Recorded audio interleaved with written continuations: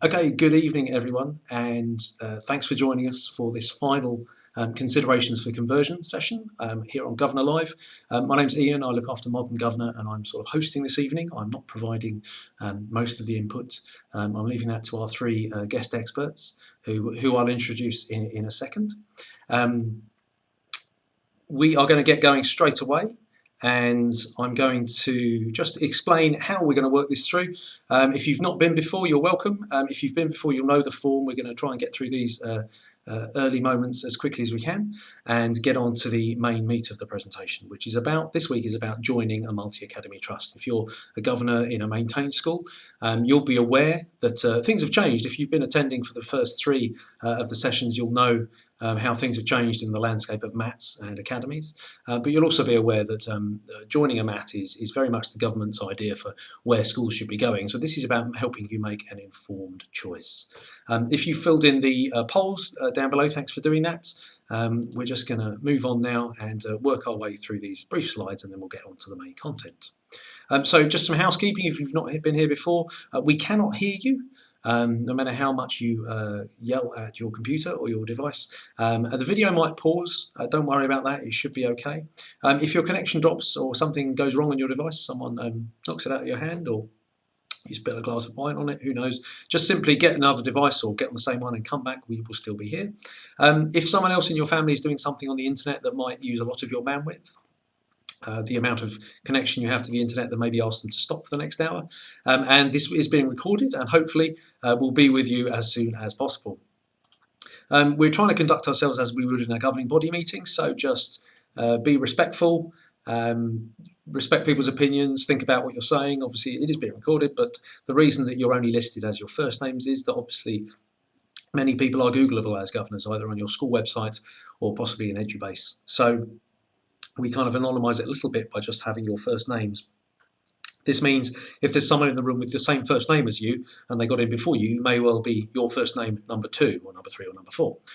Don't worry about that. If you've got a question as we go, please type it in the text chat box that's below me as you look at it, which is kind of down here. Please do preface it with a Q if it's a question. If it's a comment, just type away.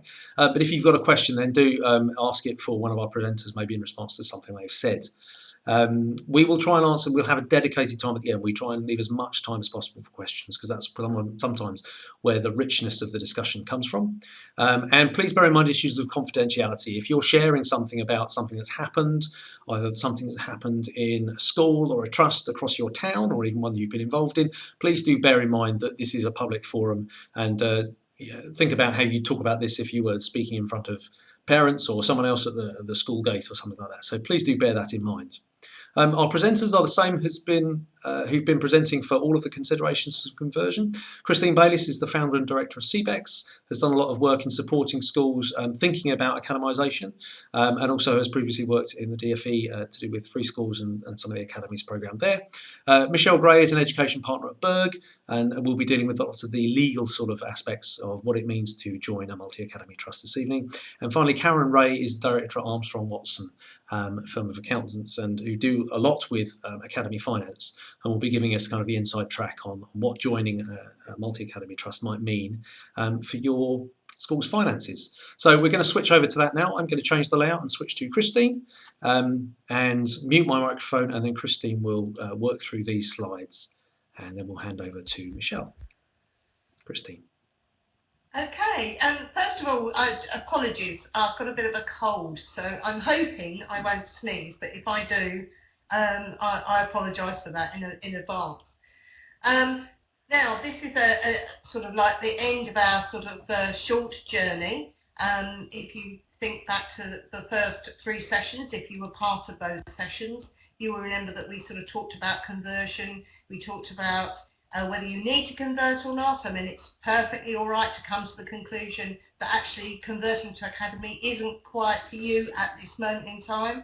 But if you've, and you may have decided that you're not quite ready to lead and run your own MAT. But say, for example, you're now at the stage of thinking, well, we're going to join a multi-academy trust. What do you do next? How do you sort of work out which multi-academy trust to join? And I've just got a couple of slides for you today. So joining a MAT, the sort of key considerations that you make before you sort of, if you like, you actually even approach another organisation, things that you might talk about in your local governing body. So you're looking for who's already operating in your area.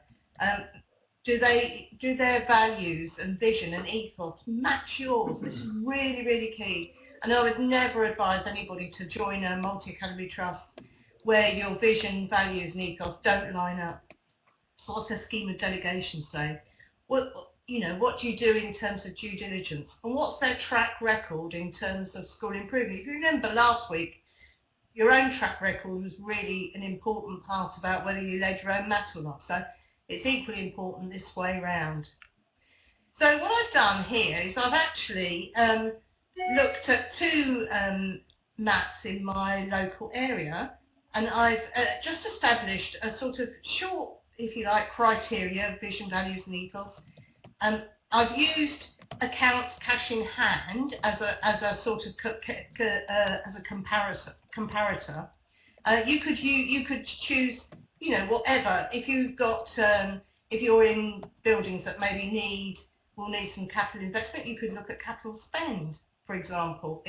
These are just the things that I decided to look at when I put this table together. How many schools? I think that is quite important. Whether it's a small MAT or whether you're part of a really larger, what's called chain. How they allocate central charges, the scheme of delegation, and broadly, what is the thinking behind their scheme of delegation. And then finally, where we talk about Ofsted, and how does the multi-academy trust support its schools?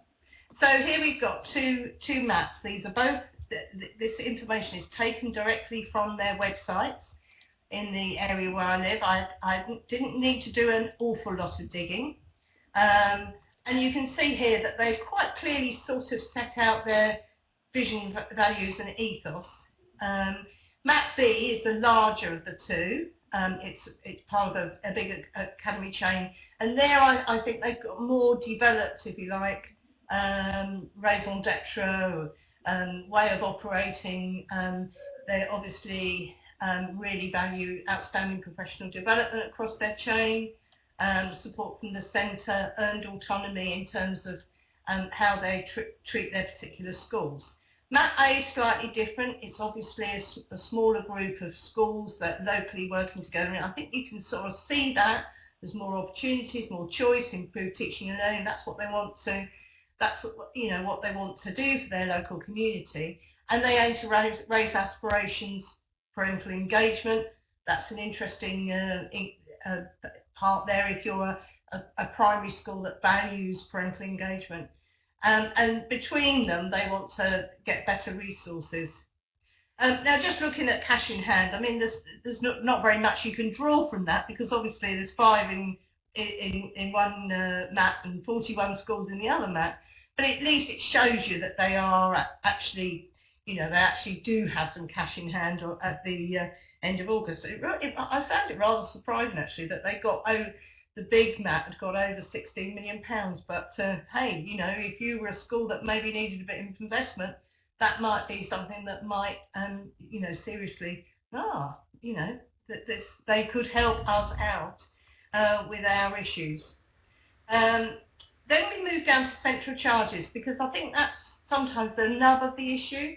Now, MAT A, when I looked through their accounts, and you will always find this bit of information, because the accounts are set out very similar. I think there's a set way of presenting the account, so you'll be able to find this information.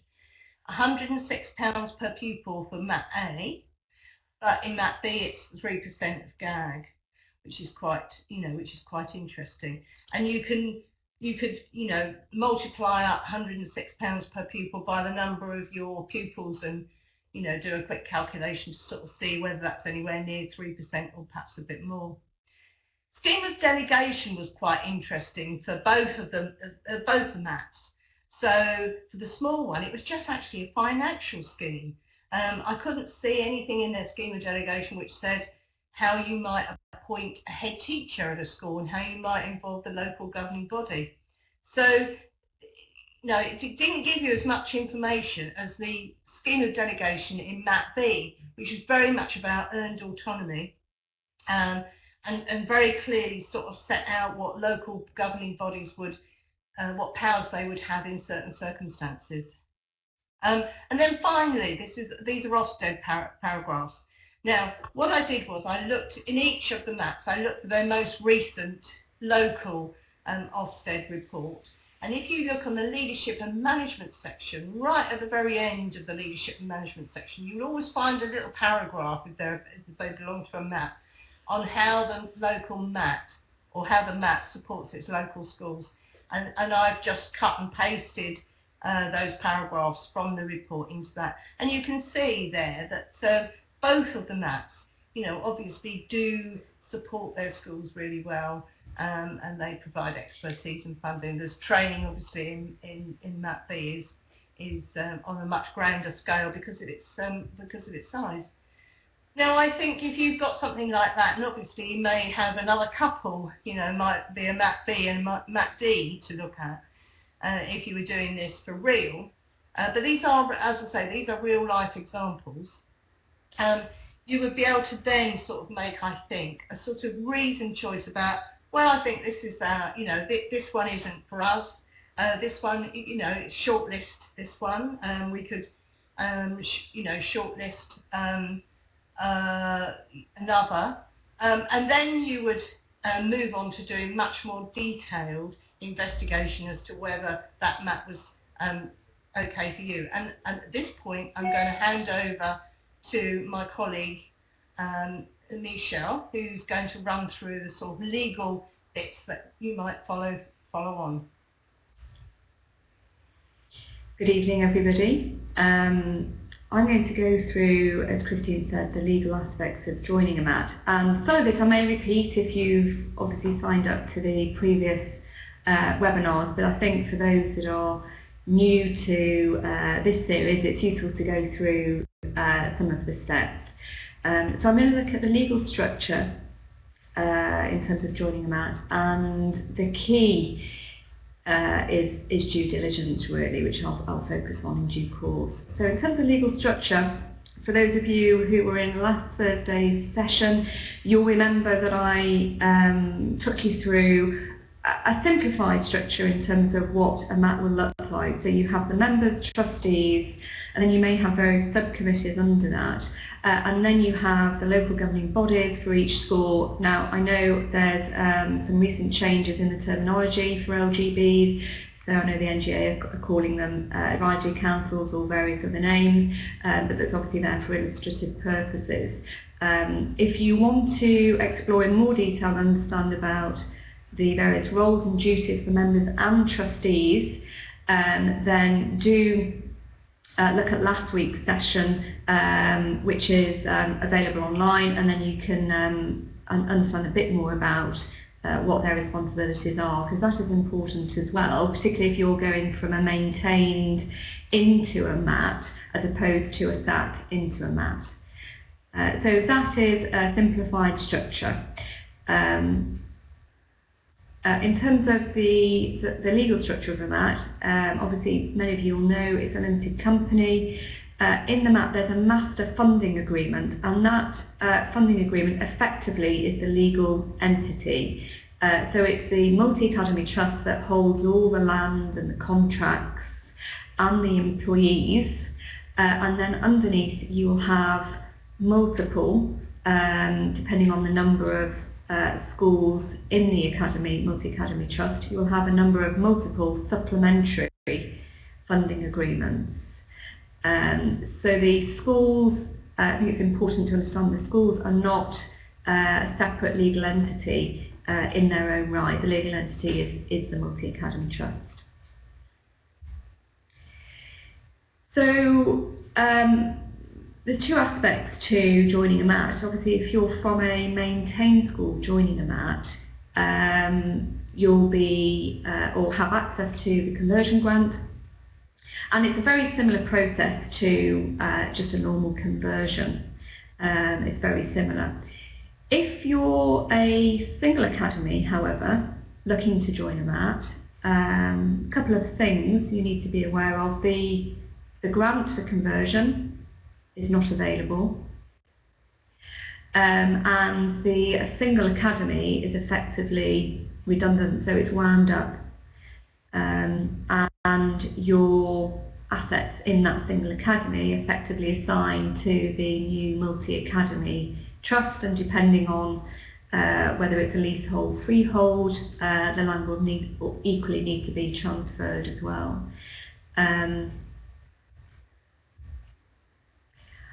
wanted to spend a bit of time on due diligence. Obviously Christine touched on it, and you will hear that term discussed in relation to joining a MAT. It's absolutely vital that you understand what you're getting into, and you need to ask as many questions as possible in relation to the multi-academy trust that you're joining.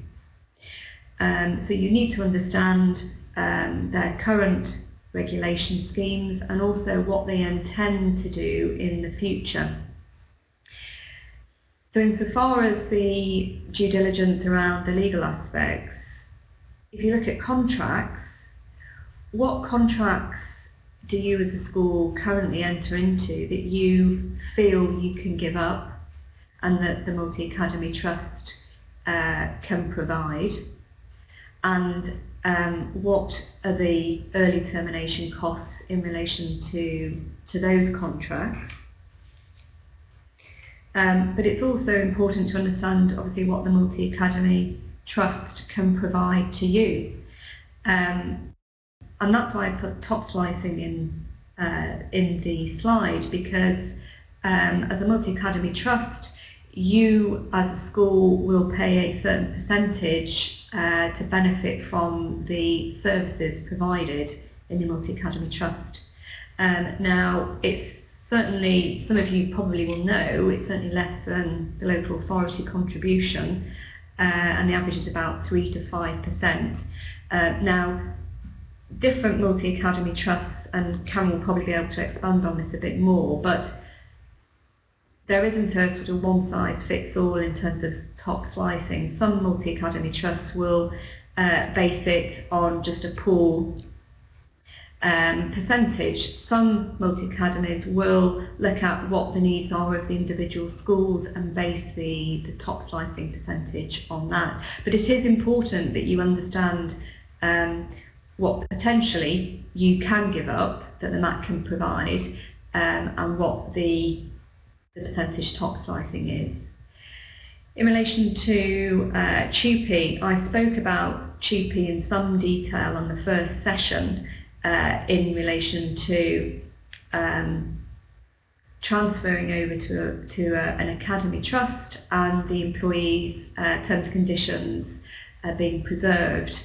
Now, in some instances, there may be some changes that are required, which are limited in law, but albeit are required, that you would need to understand, and the legal term in relation to those changes is referred to as measures. So you need to understand what potentially may change in reference to employee policies, for example. It's very difficult to change terms and conditions, but equally you need to understand from your staff's perspective what they may be subjected to. The trustees report, again, that's something that Karen can probably touch on in a bit more detail, but that will really give you an overview and which you can drill down in terms of the accounts information. A scheme of delegation was something that Christine did also discuss, and again, it's absolutely key. You'll find it should be published on the MAT's website, but it's absolutely key that you understand what powers are devolved through from between the trustees and the various committees that the MAT may have, and at a local level, or whether that is LGBs or advisory councils, you need to understand what the remits in terms of the devolved powers are, because there's certainly cases that I've come across where the scheme of delegation hasn't been clear, and the school has entered into a MAT and been quite surprised about the limited powers that certain schools may have. And you often find that if there are issues around performance in particular schools, then there may be less delegation for those particular schools. But you need to be very clear on what that entails. So with that, I'm going to pass you on to Karen, who's going to talk more about the financial aspects of joining a MAT. Good evening everybody, and I hope you're all very well today.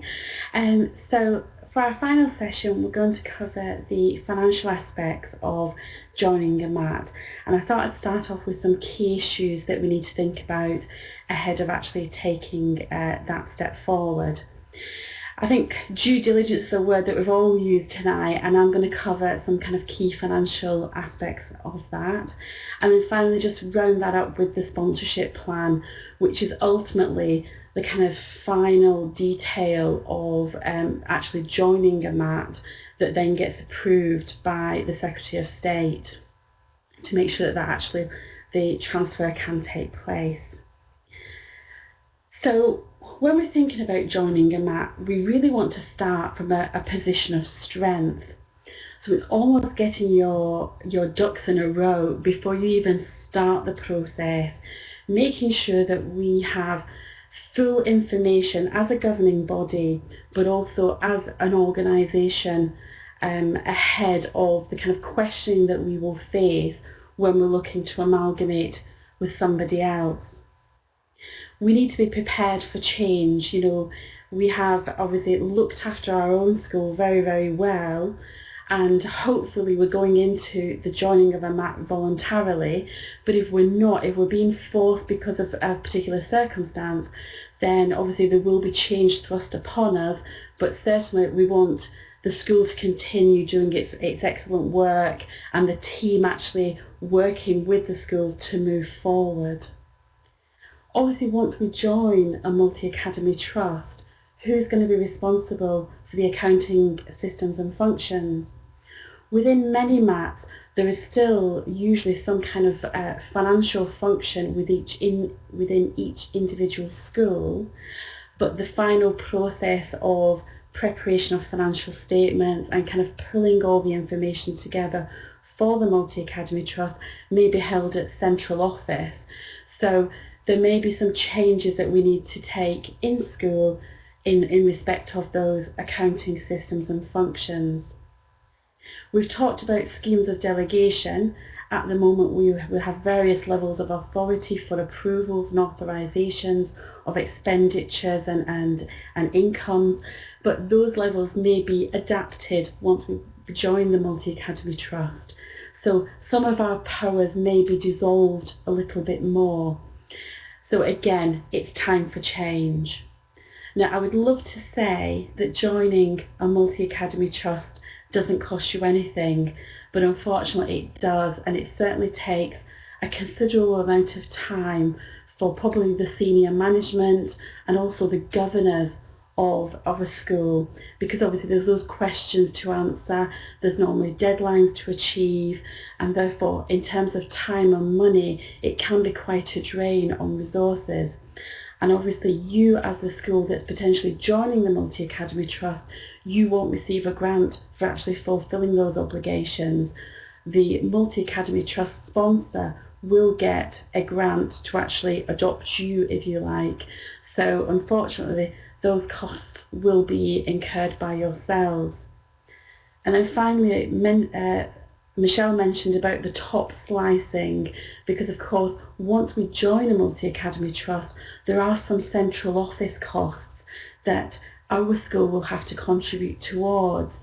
So we may incur actually even more expenditure initially as we join the Multi-Academy Trust, but hopefully in the longer term we'll benefit from economies of scale and obviously looking at the efficiencies that a Multi-Academy Trust holds. The second area that we've talked about a lot tonight is about due diligence. And the question is, well, what actually is the purpose of the due diligence? Obviously from the existing Multi-Academy Trust, they're looking to establish what they're going to gain by you joining. But equally, as the school that's going to join a Multi-Academy Trust, you want to have the full knowledge of what you're actually going to take on board when you actually join. So due diligence is really the purpose of acquiring information about the organisation you may join so that you can actually make that decision that you want the transfer to go ahead. Now that information hopefully will provide you with a much better negotiating position when you come to actually start those kind of discussions. So it's really important that you understand what exactly will we be transferring when we join. Obviously we have our staff base and the staff costs associated with that base, but is there any room for manoeuvrability in terms of, are there likely to be redundancies ahead of changing? Will all our staff 2P over, as Michelle's talked about? In terms of capacity, where is our school now? And obviously when we're going to discuss what we're going to bring into the Multi-Academy Trust, we want to talk about potentially what are our plans for capacity in terms of resources and obviously pupil numbers in the future. And by far we need to understand our own financial position so that we can go with the full knowledge of exactly where we are and where we stand at the moment, so that in effect the new kind of Multi-Academy Trust will understand exactly where we are as a school. There was also the confirmation of that actually, the assets that you're planning to transfer, you actually have the legal right to transfer those assets in the first place. And that's usually where the solicitors are involved to identify issues potentially on any buildings or land that you may hold to ensure that you have the right to transfer those assets. And then finally, what liabilities would we have on finalisation of our own school? It's important to identify any hidden liabilities as well. So there could be old costs that perhaps we don't recognise at the moment, but we need to identify those prior to transfer. And the aim of due diligence is really to understand how we're going to fit together. And obviously having that knowledge ensures that we have a very strong position and hopefully will assist us in those negotiations moving forward. So I thought I'd just cover the sponsorship plan because that actually is almost the other side. So it's the existing Multi-Academy Trust that you're going to join. What they have to prepare is an Academy Action Plan, and that includes improvement areas for your school and also the programme that they're going to develop for change. Now really you want to be in that position of strength, that you're quite proactive in those conversations. That Academy Action Plan will obviously be finalised by the Multi-Academy Trust and then go to the Secretary of State to sign off on in terms of the transfer. The school improvement model is obviously part of that plan and we want to be proactively involved. So it's thinking about how we could actually work, what the improvements we could actually bring to the Multi-Academy Trust, not just join up and not to participate. And of course, if later down the line you do decide to actually break away and be your own Multi-Academy Trust, you obviously could be a sponsor, and therefore there is capacity funding for that very first school that you join in. So, the experience that you have gained joining a MAT in the first place, you may be able to replicate that in future. So I can see that there's quite a lot of questions coming in. I'm going to hand those back over to Ian and we'll cover a few of those questions this evening. Thanks, Karen. Thank you, Christine, and thank you, Michelle, as well. What I'm going to do is just change that out slightly. I'll copy and paste some questions around, but Michelle and Christine have already been answering, and Karen as well, have already been answering some questions in the chat box. So what I'll do, we'll just slightly formalise it a bit more, and I will just start to bring some of those questions across. So we'll just go to a slightly different layout with a little bit more room, a little bit more elbow room. I'll get rid of last week's questions, which are here, and we'll bring some of these across. So. Christine, do you want to maybe pick up on there was a question that Nicholas asked about how many potential partners you'd put on that shortlist. You've just kind of worked through a very simplified version of the kind of shortlisting, but how unwieldy does that become if you do 3 or 4, or if you're in somewhere where there's lots of mats, which some people might be, it might just be a Hobson's choice. Yeah. I was going to say, you could, in an ideal world, you'd probably have more than the sort of just the mat A and the mat B, and you probably worked with mat C and D. I think you could probably discount, if you had 4, you could discount straight away, maybe 1 or 2, because their values just wouldn't match up with yours. They would have different types of values, and you'd understand that. And then maybe you wouldn't want to join a mat with 41 schools in, you would prefer to join the mat with 5. So I think you'd narrow your shortlist down. Personally, I think you'd want to look at 2, and then you'd want to look in real depth at those 2. Picking up some of the sorts of issues that we've already talked about. Picking up the issues around the judges. I mean, personally, I'd send an invite out and have them, come and do a presentation to the governing body about what they would bring. And you'd certainly have quite a lot of questions just from the sort of information that I've pulled together for the 2 mats that operate in my town.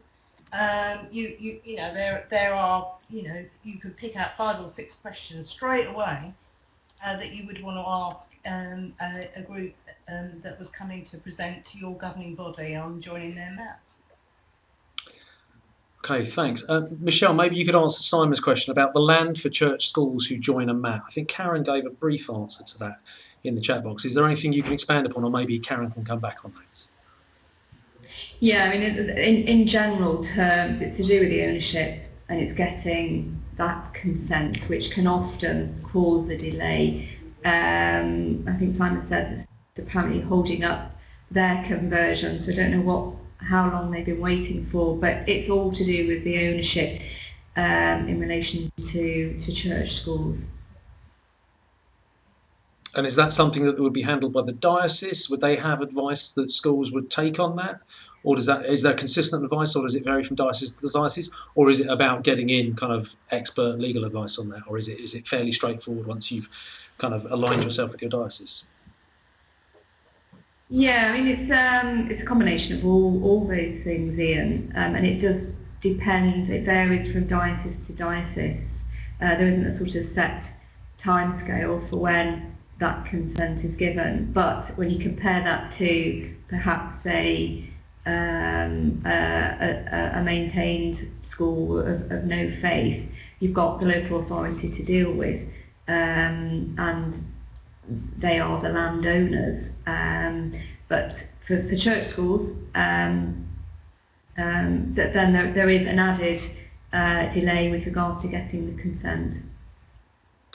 And maybe just one for Karen from Celia says, could you just maybe go in a bit more detail about the conversion grants?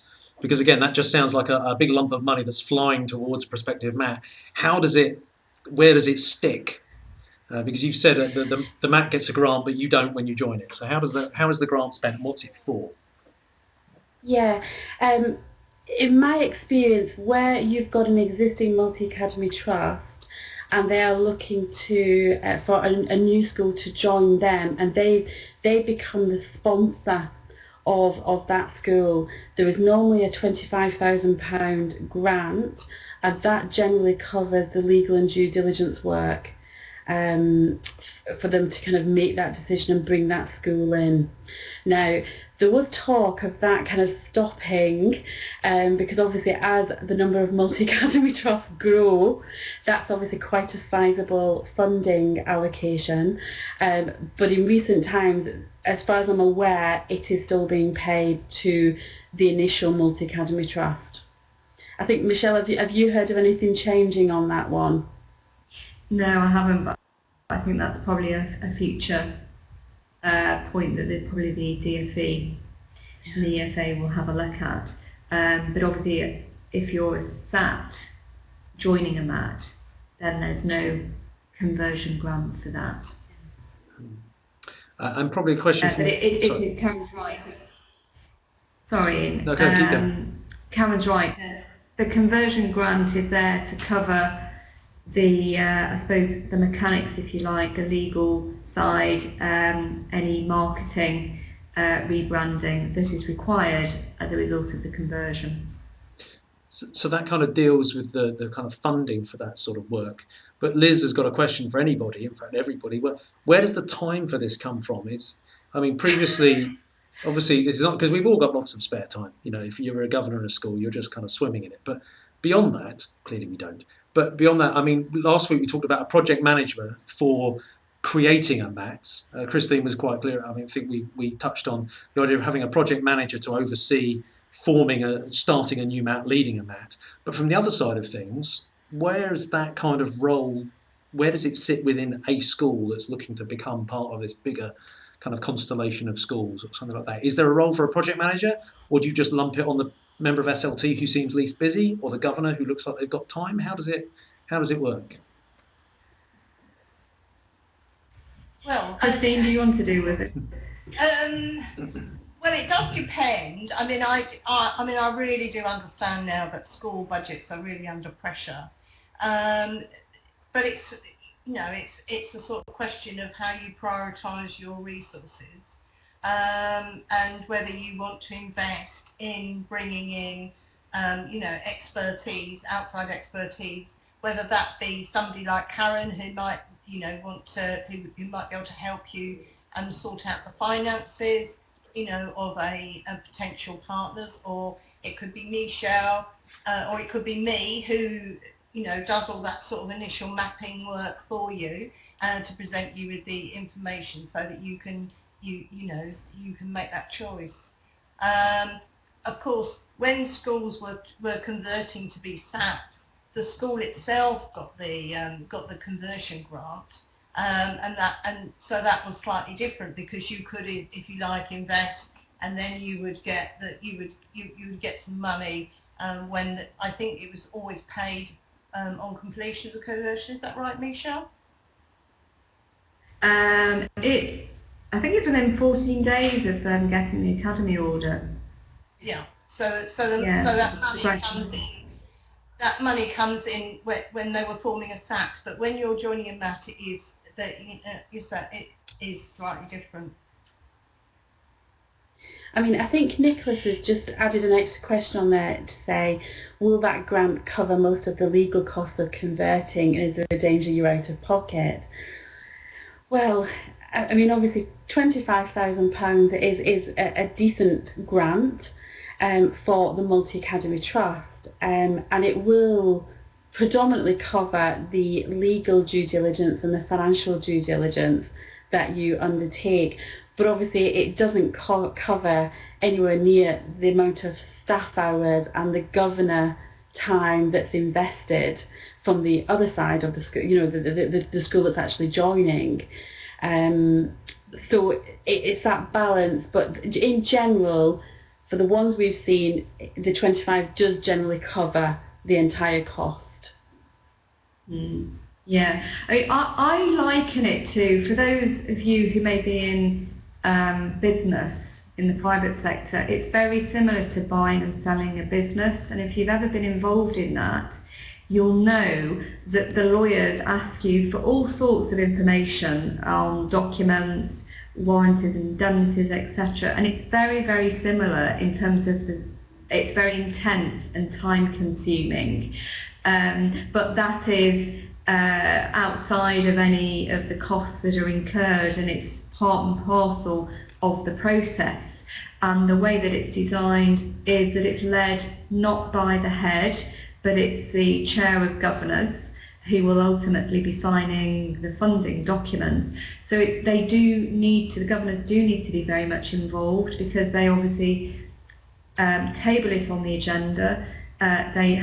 They have to lead the consultation, they'll pass the resolution, etc., etc. So from a governance perspective, it is important that you are involved as much as the executive team, and it's just inevitable that it will be more time consuming and add to obviously the busy agenda that the governors have. I mean, it's a balance, isn't it, between I was going to say it's a balance between what you would expect the MAT to do and what you would do as an organisation. And we have talked, when we talked at the last session about drawing up a memorandum of understanding, which is a simple, it's not a contract, but it's a legal understanding between two parties about who will cover what and what costs. And I think, you know, you can sort of get that set out quite early on in the process about how much you would expect the MAT to contribute towards your costs. And I don't want to over-egg the sort of the cost of putting together the simple information that that took me a couple of hours on Monday to get all that information together on 2 mats. It didn't take me very long, and there are tools which we're happy to let you use that you can take, that will help you cut those sorts of costs. But it is, I just can't stress enough that you need to go into this with your eyes wide open. And as I say, it may be that this isn't the right time for you to, it's the right time for you might be further on down the line. The right time, what's right now is to continue to be a maintained school, but all circumstances will be different. And Nicholas has just got an absolute clarification, because I think there is a need to make sure that everyone's clear about this. The £25,000, that goes to the MAT or the school joining the MAT, just to spell it out.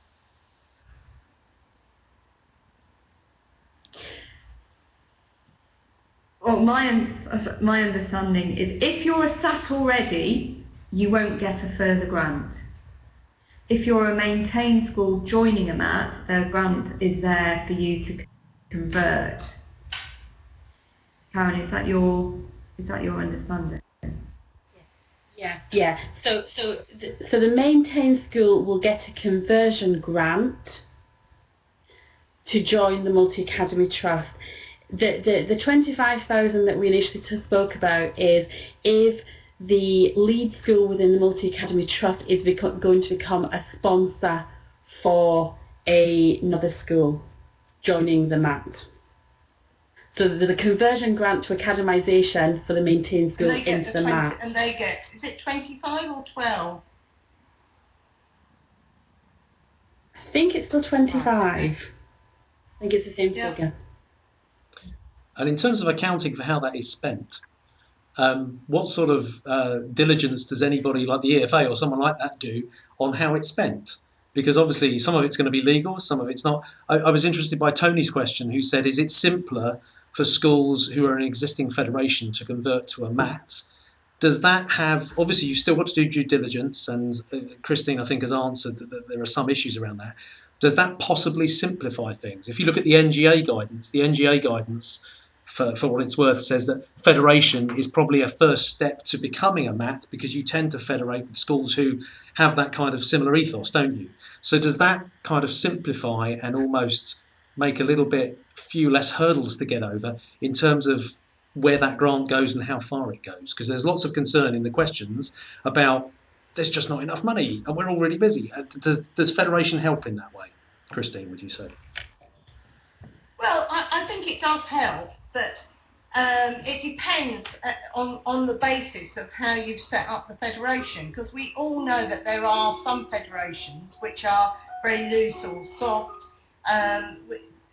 and you can't, well, I don't think you can, transfer that over to a mat. You need something much more firmer. With you know, you need to agree the ground rules of how you will set the mat up, and who's going to lead it, and who's going to be accountable, who's going to be the chief accounting officer.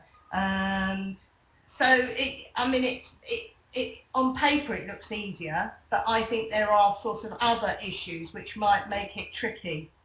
But on paper it's probably easier to do that.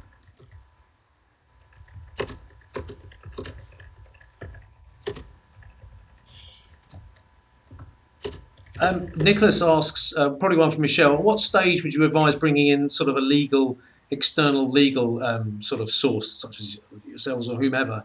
Is it before a governing body decides to convert? Or at what point in this kind of route to conversion, Michelle, would you say that you actually need to bring in, that most schools, because obviously some may have peculiar circumstances, but most schools would need to bring in sort of legal advice and representation? Yeah, I mean, I did answer this in the public discussion, but I'm happy to address it again.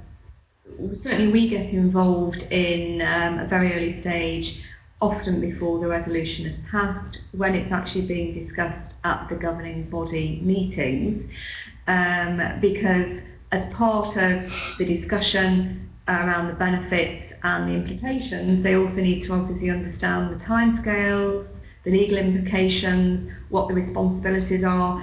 So it is advisable, we recommend, and we do get involved in some time before a resolution is passed, because once you've passed a resolution, you're then applying to convert, and then you're in the system. So it is better that you ensure that you're making an informed decision and you understand all of the implications. And Karen, Fiona's got a question about sizes of mats for financial viability. Obviously in Christine's examples, that we had a very large mat of 41 schools with millions of pounds, and that doesn't necessarily make it more viable, because if you divide that by 41 then you will still get quite a small number, whereas we had a smaller kind of local collective of 5 schools with a much smaller money in the bank, but again that's not necessarily representative of something. What are the implications of really large or medium or small mats in terms of their financial viability? Because obviously finances, with even what we've seen in the last week, is on the front of everyone's minds at the moment. Yeah, absolutely. In fact, I was speaking to a primary school today about this and the financial viability.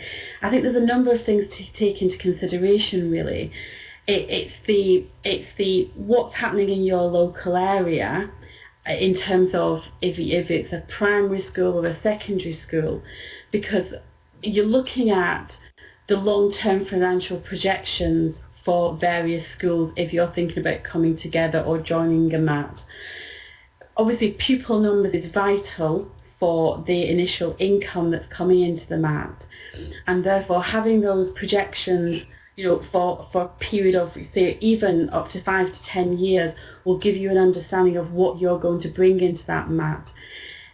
Similarly, obviously, in terms of town planning, are you aware of any major kind of building that might bring more people in or more families into the area that will then sustain the actual school roles within that area and potentially the mat you're coming to? I mean, in terms of a mat, what you're looking for is, you may not be, if you like, making significant surpluses, but what you want is a balanced budget, and therefore down the line you will start making efficiencies through the purchasing control within a mat. And also obviously in terms of kind of the costly staff costs, for example supply, obviously within a multi-academy trust you've got much more opportunity to use staff resources within the different schools, rather than having to go external to bring, costly supply in when you've got a long-term member of staff on sick leave. So initially, it's looking at a lot of different components, the educational standards, the school rules, and obviously the overall financial projections of the schools within the MAP that will then obviously assist in the long-term financial viability. So to be honest with you, there is not one perfect size of MAT. It is very much dependent on the amalgamations of the schools within those MATs. Yeah, I'd also add to that people are a bit fixated about the number of schools in maths, but it's actually looking at the pupil numbers within each school that you need to be aware of, because you could have 5 schools within a MAT and a couple of hundred in each school, but similarly you could have 3 schools but a lot more pupils. So I think people are a bit fixated about number of schools in a MAT, but actually the more important measure is how many pupils. Yes, I think, I mean, if you listen to David Carker, he quite often talks about 3,000 pupils is a comfortable size, and it will provide that financial stability, which you can then build on.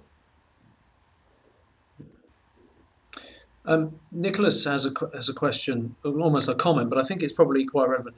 Due diligence obviously comes up a lot, and I think Nicholas has asked a question about knowing exactly how much due diligence to do before we pass the resolution.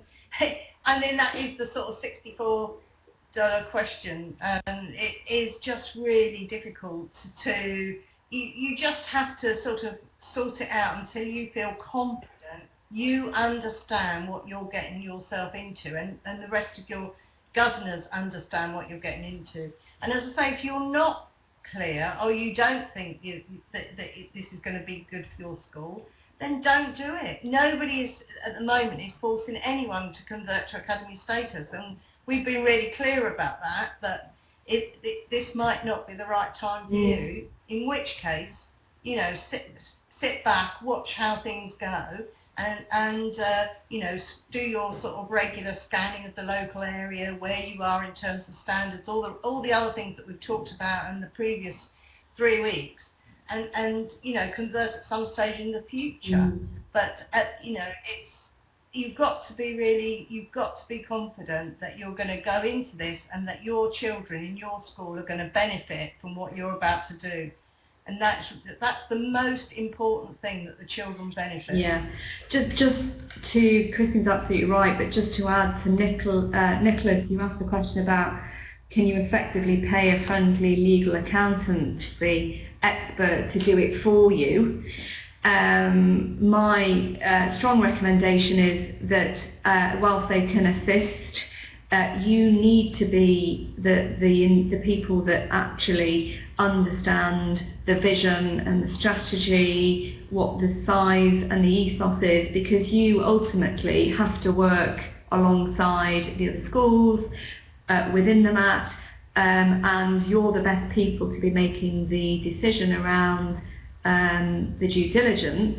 And certainly from understanding the numbers on the financial side, yes, do get some professional support, and on the legal side to understand the documents and the contracts and whether you can terminate early. But it's certainly not something that you can wholesale delegate to legal and financial advisors. You need to be involved completely in the process, in my view. I agree with that. And just looking at Tony's question near the end and Nicholas's comment, that actually where it's the case of there aren't many, all the mats are filling up as if there's a limited number of seats on each one. You may be at the stage where what we talked about last week, which is actually, if you're not a school in a category, or you're not going to be coasting or something, and you've got a good reputation and you've been on a journey of improvement, if that's where you've been, then actually it may be about setting up your own one. And it doesn't have to be in the form of all the ones that you kind of shy away from because I don't like the way they do things. You could almost define, this is what good, if you know what good practice looks like and you can't see it, I guess you've got a way of kind of establishing it for yourself, haven't you, by finding like-minded schools, if there are any left, of course. But we know that's an issue.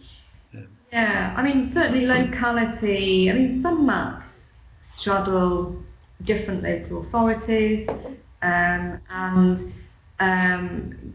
certainly there's guidance about being aware of, going back to the point on collaboration, which is key in all of this in terms of maths, that you understand what the maths vision is in terms of its growth and its size and geography, whether it intends to grow into this various areas. That's not to say that that should be frowned upon, because in fact the larger maths are developing hubs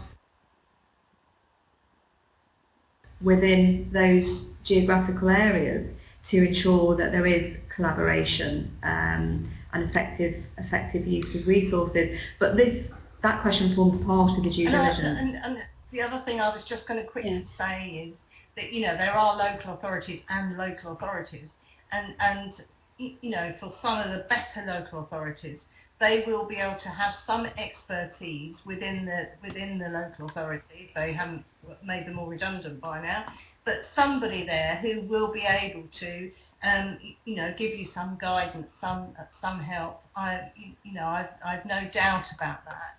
And they will obviously be involved themselves because they own that land, and if you convert, that you know, there will have to be a process involving them anyway. Nicholas has just asked one more question, but there's a question that Alistair asked earlier that I've completely ignored, and it's probably for Christine, I'm not sure. Any advice of 2 SEN specialist schools joining a mixed primary and secondary mat? Are they better as a separate mini-mat? Obviously that's quite a specialist thing, but it's quite useful because it kind of addresses the issue of mixed mats, which I know David Carter is keen on in some capacity. Yeah, well, I quite like the idea of you know, mixed mats and you know, all through, and then having some specialist support within those mats. I think those make sort of quite ideal organisations. But again, without knowing the circumstances, without sort of being able to sort of look at what's happening, it will be difficult to do that. And of course, SEN is funded slightly differently, so you would need to take that into account if you were going to set up a mini-mat just for 2 SEN schools on their own. Are they able to be financially viable? You know, where the places for commissioning coming from? So there's all sorts of different sorts of questions which you'd need to sort of weigh up in that. And I don't know if Karen would want to add a bit more on finance for SEN schools, but it's not exactly straightforward, is it, Karen? No, not at all. So again, if you've never been involved in that area, it may be that obviously you may need more specialist advice to take that on in the first place. Yeah. Okay, we are going to finish in just a second. Michelle, there's one very last question from Nicholas. This will have to be the last one. Can you give him a 5-word answer on, should the school joining the MAT appoint different legal advisors than the one the MAT already uses? Is that good practice to do that? Yes, it's recommended to, because then you can understand what you're getting into and what you're signing. So it is advisable if funds allow, depending on whether you're maintained or is that. Lovely. Thank you ever so much, everyone. We are going to finish just in a second. We're going to finish. Just come back to where we've been. Thank you very much for taking part. We are going to do some evaluation in a moment. Please stay for that. It's really important. And the recording, hopefully, will be available on the Governor Live site tomorrow or Monday. Tomorrow, I hope. If you want to have access to further Governor Live events, we're already planning some for next term. If you go to that blog subscription link, we always post stuff there. I always post stuff there on the blog, so that will appear there, and you'll be the first to find out because it will be there first. But if in the meantime, if we can just go through, and if you could maybe do some evaluation, I would really appreciate it because it gives us the raison d'etre to keep going. Just interested to know if you'd recommend it. If you would, if you don't, then do tell us why. Just let me change the size of this so we can see if there's any a few things you'd like to improve. And we can tell we're at 9 o'clock because Christine's cuckoo clock is going. Sorry about that. That's quite all right. Yeah, if you've got room for improvement, then do let us know. And I'm actually just going to, in a minute, I'm going to put up one poll that I'd like you to answer just very quickly, which I'll do in a second.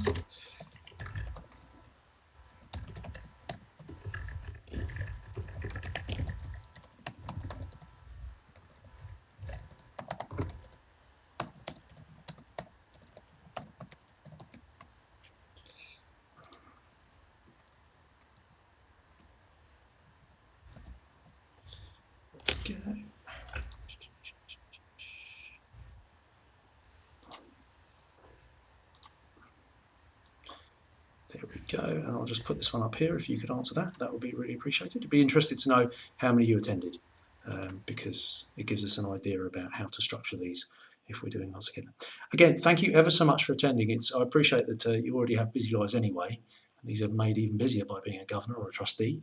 If you, as you can clearly see, if you're about to consider joining a MAT or even leading a MAT, it's about to get even busier. But don't worry. So we will be running hopefully some more, and you can see whenever people answer what they'd like to do, it's all to do with funding and finance and things like that. So we'll see how much we can respond to that maybe in the new year. But thanks ever so much for taking part. It's really nice to see you, even if we can't. Folks' email addresses are in the chat box there, and they're also on the slides. The slides will be published along with this. So the main presentation slides will be published. Hopefully a recording. I keep saying that as if I'm going to will it to happen. And in the meantime, you should probably go and see your families, friends, pets, televisions, whatever it is you're going to do. So in a minute, we'll gently eject you from the room in a very gentle, friendly sort of way. I've watched Sully this week, so I know about being ejected from things in a hurry. So I will hopefully see you soon.